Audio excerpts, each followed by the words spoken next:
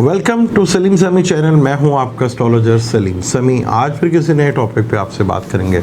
अक्टूबर का महीना जो कि बहुत ही इम्पोर्टेंट का महीना है, यहाँ प्लानिटरी कंडीशंस बेशुमार, यहाँ पर कुछ प्लैनेट जो है हाउस चेंज कर रहे हैं और बड़े प्लैनेट्स जो है सैटर्न और जुपिटर वो हाउस सीधा कर रहे हैं। और यही महीना होगा जब रहमतों का महीना भी शुरू होगा, यानी कि रहमत 12 रबी अव्वल यानी कि रहमत का महीना, क्योंकि हजूर पाक सल्लल्लाहु अलैहि वसल्लम रहमतुल आलमीन थे, यानी कि वो रहमत बनकर पूरी दुनिया पर आए थे और रहमत का महीना शुरू होने वाला है। जिस तरह हर रबी अव्वल पे हम फ़ीस कम करते हैं, इस दफ़ा भी फ़ीस जो है वो कम हो रही है। पाकिस्तानियों के लिए 5,000 थी, 3,000, और जो दुनिया भर पर जहाँ पे भी थे $100 या 100 पाउंड 100 यूरो थी, वो 50 यूरो कर रहे हैं।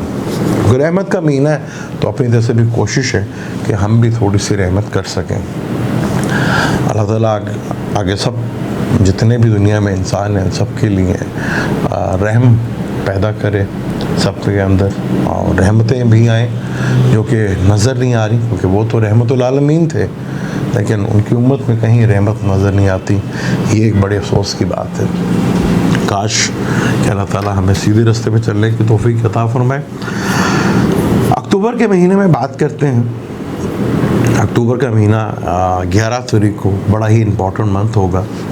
सैटर्न सीधा होगा, यानी कि जून के बाद अक्टूबर में सैटर्न जो है 4 महीने के बाद, 4.5 महीने के बाद सैटर्न सीधा होने जा रहा है। और सैटर्न अपने घर में भी है और डिग्री वाइज भी काफ़ी स्ट्रॉन्ग है।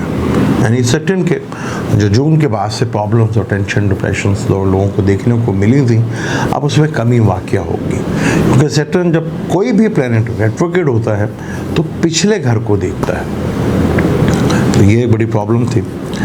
और अब सैटर्न सीधा होने जा रहा है, डिग्री वाइज भी बहुत स्ट्रॉन्ग है। और यहाँ सैटर्न क्योंकि जितनी भी ज़्यादातर एस्ट्रोलॉजर ने जो ड्राया है वो सैटर्न के नाम पर ही ड्राया है, लेकिन अब सैटर्न सीधा होने जा रहा है, कैप्रिकॉर्न में ही है और यहाँ अभी ये रहेगा अप्रैल तक, यानी कि 29 अप्रैल 2022 तक तो इधर ही रहेगा। उसके बाद 3 महीने के लिए जाएगा, उसके बाद 13 जुलाई को वापस आ जाएगा। तो सैटर्न का यहाँ पे अपने ही घर में सीधा होना बड़ा ही ज़बरदस्त होगा। यहाँ चीज़ें बहुत ठीक ठाक देखने को मिलेंगी और चीज़ें काफ़ी हद तक बेहतर भी होंगी। अब आपकी जिनकी सैटर्न की दिशा चल रही है उसमें काफ़ी कुछ बेहतरी नज़र आएगी, और जिनका सैटर्न बाय बर्थ बहुत अच्छा बैठा हुआ है उनको भी इसके रिजल्ट जो मिलते हुए नज़र आएंगे।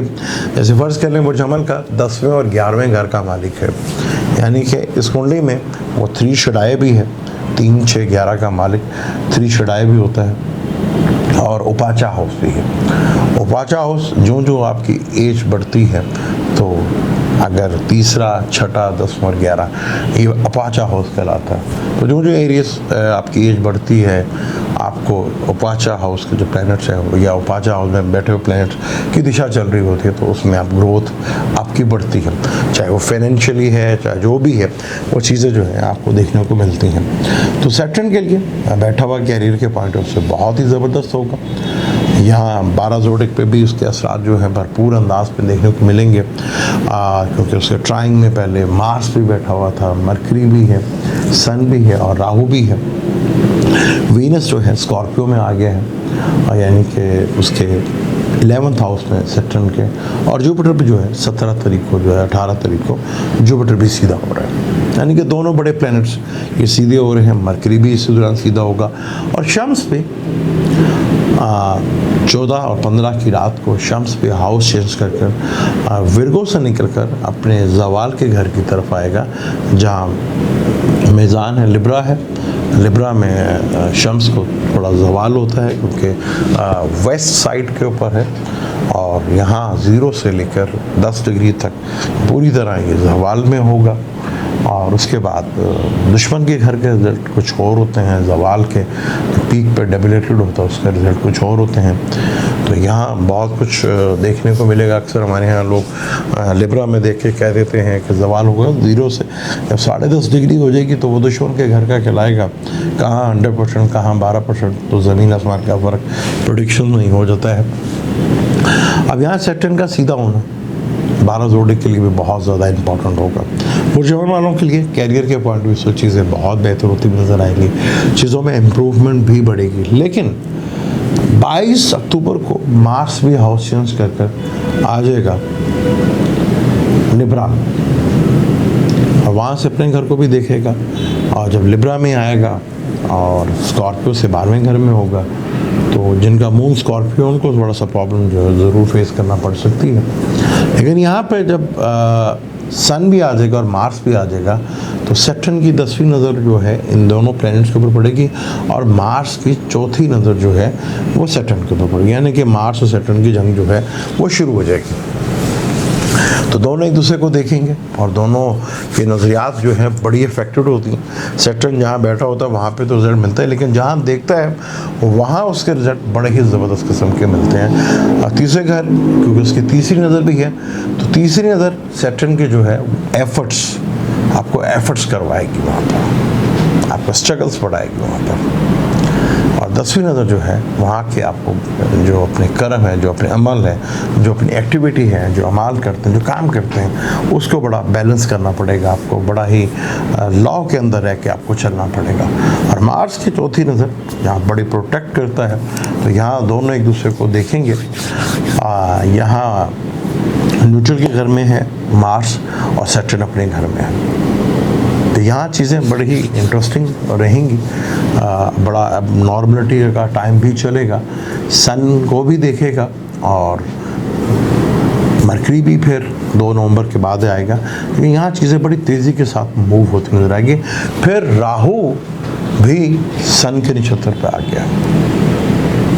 अब यहाँ राहु का भी सन के नक्षत्र पे आना, तो अब देखेंगे, और मार्स सैटर्न का ये स्क्वायर जो है एक दोनों एक दूसरे को देखना, ये सैटर्न जो है से 10वें घर में मार्स बैठा हुआ है, और मार्स से 4थे घर में सैटर्न बैठा हुआ है, सन भी उधर ही बैठा होगा। और मार्स जो है मरकरी जो है अभी तक विर्गो में ही होगा अपने ही घर में, और वीनस केतु के साथ होगा। तो यहाँ अभी बहुत कुछ आपको देखने को मिलेगा, ख़ास तौर पर दुनिया में अभी बहुत सी चीज़ें जो हैं, अब बहुत से मुल्कों में आप देखेंगे कि अपनी ताकत, हुक्मरान जो है वो अपनी ताकत को बचाने के, और बड़े मुल्क जो हैं अपना स्टेटस बचाने के लिए, वो सन का ताल्लुक स्टेटस से भी होता है और 10वें घर का ताल्लुक स्टेटस से भी होता है। तो आप देखेंगे यहाँ लोग फिर एक जंग शुरू होगी, बहुत से मुल्कों में सरबराहों के वहाँ पे जो है उनके नीचे से सीट खिंचने का, नीचे से निकलने का मौका बहुत से लोगों मुल्कों में मिलेगा, और यहाँ बहुत से सरबराहों को थोड़ा टेंशन, डिप्रेशन भी आएगी। और फिर वीनस का केतु कहा था कि फाइनेंशियल स्कैंडल आएगा, तो वो आपने देख लिया कि वो भी आ गए।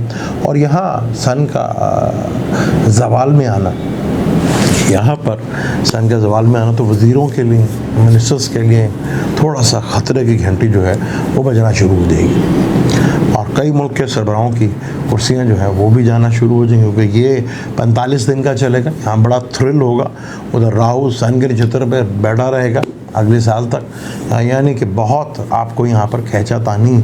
अभी तो एक भंडारा बॉक्स खुला, अभी तो बहुत से भंडारा बॉक्स खुलेंगे। यहाँ पर चीज़ें बड़ी तेज़ी के साथ चेंज होंगी, और बड़ी तेज़ी के साथ जो है हरकत और मूवमेंट करते हुए नजर आएगी, क्योंकि सन खुद जो है, सन को अवाम पूरी दृष्टि डालेगी, और अवाम दुनिया भर की अवाम की बात करूँ, खाली पाकिस्तानी अवाम की बात नहीं कर रहा हूँ। वो सन सरकार से लिया जाता है और सैटर्न को अवाम से लिया जाता है। तो जितने भी आवाम है, सैटर्न भी होता है, हालांकि मून से भी रिलेटेड है, चौथे घर से भी रिलेटेड, लेकिन लेबर तबका हमारा जितना भी होता है, जो आजकल बहुत ज़्यादा डिस्टर्ब है, उससे सैटर्न से लिया, तो उस पर 10वीं नज़र होगी।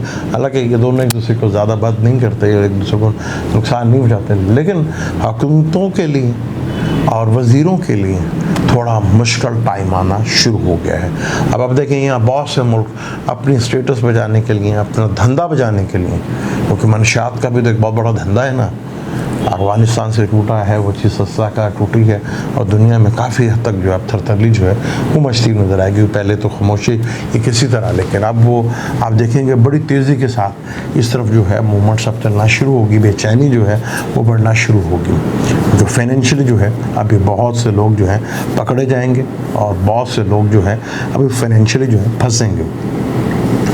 यहाँ चीज़ें बहुत तेज़ी के साथ चेंज हो रही हैं, क्योंकि विर्गो में बैठा हुआ मार्स और सन जो है वो कॉन्फ्लिक्ट के घर में बैठा हुआ था, तो वहाँ आपने देखा काफ़ी चीज़ें डिस्टर्ब हुई।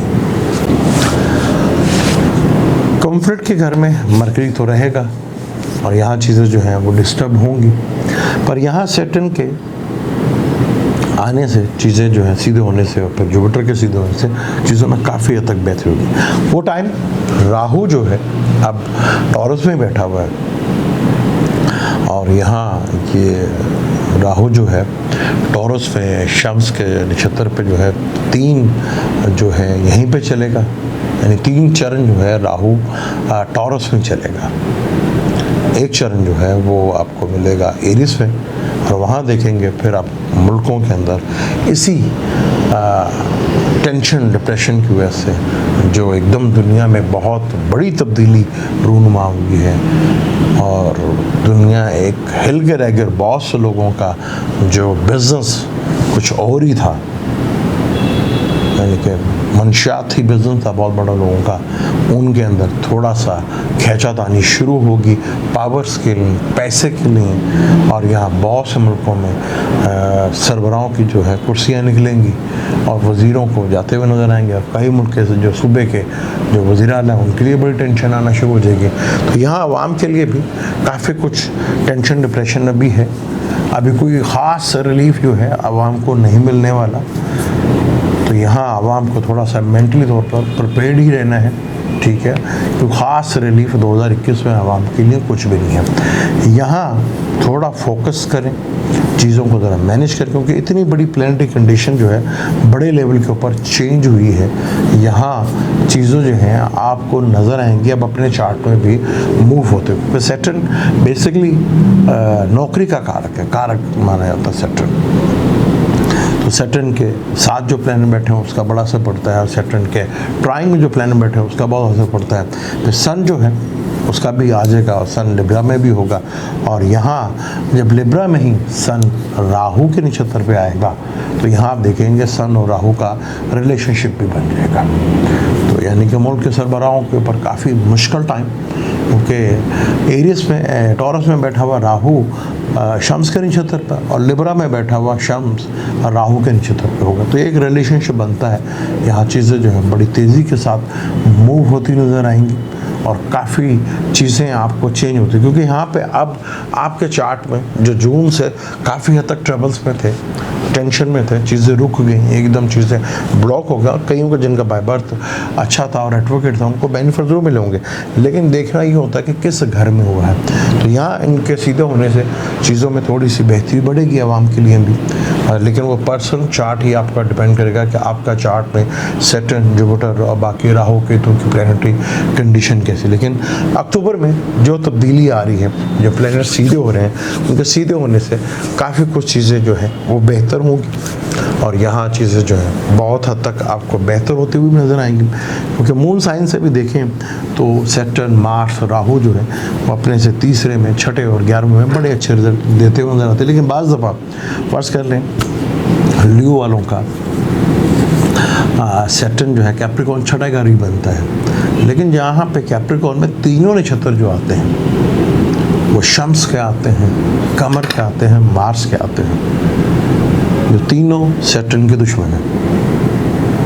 तो यहाँ वो शायद वो रिज़ल्ट ना दे पाए जो छठे घर में सैटर्न वैसे देता है। यहाँ हम देख लेते हैं कि हर दफ़ा छठे और 11वें में रिज़ल्ट देगा, तो ऐसा पॉसिबल नहीं होता, लेकिन फिर भी चीज़ें काफ़ी हद तक बेहतर अंदाज में होंगी। यहाँ आपको ज़रा हार्ट से रिलेटेड प्रॉब्लम्स को थोड़ा सा बड़ा ये जो पूरा जब सन यहाँ से आएगा और नवंबर तक होगा, तो यहाँ आपको हार्ट से रिलेटेड जो पेशेंट है हार्ट के पहले से हो, जिन्हें पहले से भी शिकायत है, और जो कोलेस्ट्रॉल का बढ़ने का जो है डर है, तो वो थोड़ा अपने हार्ट की तरफ जो है बहुत ज़्यादा ख्याल रखें। यहाँ चीज़ें जो हैं आपको थोड़ा सा डिस्टर्ब होती हुई नजर आएंगी। इसके ऊपर हम डिटेल से भी बात करेंगे। 12 जोड़ी के ऊपर सैटर्न जब सीधा होगा तो उस पर क्या असरात पड़ेंगे, जुपिटर जब सीधा होगा तो उसके क्या असरात पड़ेंगे, सन जब हाउस चेंज करेगा अक्टूबर में 15 अक्टूबर को और वो जवाल के घर में जाएगा तो उस पर 12 जोड़ी पे क्या, उस पर डिटेल से इंशाअल्लाह गुफ्तगू करेंगे। 12 जोड़ी के ऊपर उसके क्या असर पड़ेंगे उसके ऊपर भी डिटेल से गुफ्तगू करेंगे। लेकिन यहाँ अब एक जहन में रख लें, अक्टूबर में दोनों बड़े प्लैनेट 11 तारीख को सैटर्न सीधा होने जा रहा है और 18 तारीख को जुपिटर सीधा हो रहा है। यानी कि जो चीज़ें पहले थोड़ा सा मुश्किल हो गई थी उसमें थोड़ी सी आसानी ज़रूर पैदा होगी, लेकिन हुकूमतों में थोड़ा थरथरली जो है मचेगी और जो इन्वेस्टर हैं, जो बड़े बड़े लेवल्स के माफिया है, उनके लिए काफ़ी हद तक ख़तरे की घंटी जो है वो बजना शुरू हो जाएगी। अब मुझे तो इजाज़त, लेकिन जाने से पहले चैनल को सब्सक्राइब कर लीजिएगा और इस ऑफ़र से भरपूर फ़ायदा उठाने की कोशिश कीजिएगा, लेकिन थोड़ा टाइम देके, क्योंकि इतना ज़्यादा लोड पड़ जाता है। जितना आप टाइम देंगे मुझे भी आपका चार्ट पढ़ने का उतना ही ज़्यादा मौका मिलेगा, और जब मैं चार्ट को डिटेल से पढ़ लूँगा तो फिर आपसे गुफ्तगू करने में भी मज़ा आएगा। इजाज़त दें, लेकिन जाने से पहले चैनल को सब्सक्राइब कर लीजिएगा और बेल के बटन को ज़रूर दबाइएगा। अल्लाह हाफ़िज़।